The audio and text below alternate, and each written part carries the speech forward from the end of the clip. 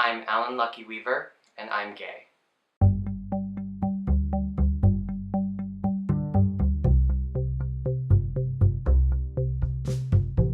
The day after the election, I felt completely helpless. I looked at the mirror, and I saw myself. I saw my face. But I really looked at myself and I realized that, wow, I'm a face of America, of what America is and should be today. I'm Filipino, I'm German, I'm Spanish, I'm part Native American, and I'm gay. And I'm very proud of that. I'm very proud of who I am. It's the fact that every day I wake up and put myself on the line and show people that this is America today.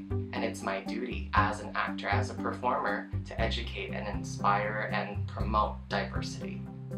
I went to a performing arts high school in Los Angeles, and I'm from a suburb of LA where even though everybody is ethnically different and comes from many different backgrounds, there's still a lot of closed-mindedness caused by religion. When I was going to performing arts high school in LA, it was a really big deal. It was the first time I stepped out of that square conservative box and actually ended up in an area in LA where everybody was a little bit more progressive thinking. So when I ended up at Hamilton, I saw that there were other kids and boys just like me that were flamboyant and were unapologetic about it. It was just a really safe place to get to know each other and not feel like being gay was wrong. I think the first time I felt hate was when I realized that I liked boys, and it was hate towards myself because of my upbringing. I was always told that feeling these feelings would make me go to hell. I believe that something clicked somewhere along the line after, because name calling is one thing, and I've been egged,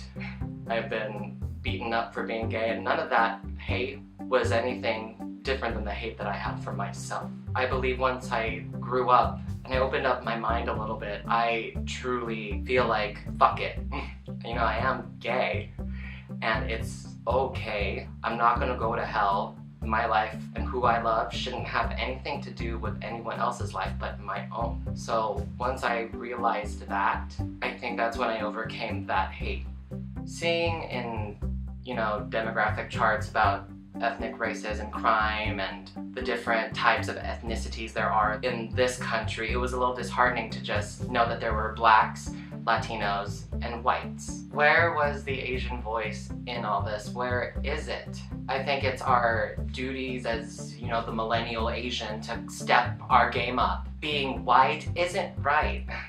It's actually being you that is right. And I think that taking you and rising to the occasion and educating other people and showing that you too have a like mind that functions and everybody's mind can function the same way. We are all people at the end of the day. There should be no voice unheard over any other voice. We should all be together as one. We should all love one another and respect one another for our differences, because our differences, whether or not it might intimidate or scare other people, make us us. The individual at the end of the day is important, because one single voice heard with a bunch of other single voices making the same statement is one thing.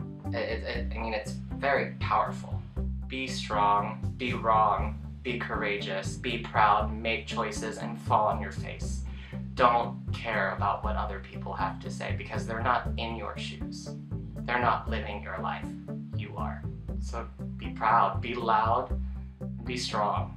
Right now is the time to embrace your differences, the time to really learn from someone else that's not like you and empathize with them. Maybe have a conversation with someone who you would never expect to have a conversation with and learn from them rather than judge them. Curiosity comes out of hope, and when you're curious, you learn something, and that's always good. And that's how we grow. That's how we learn, when we talk to each other and when we start to empathize and understand where the other person's coming from.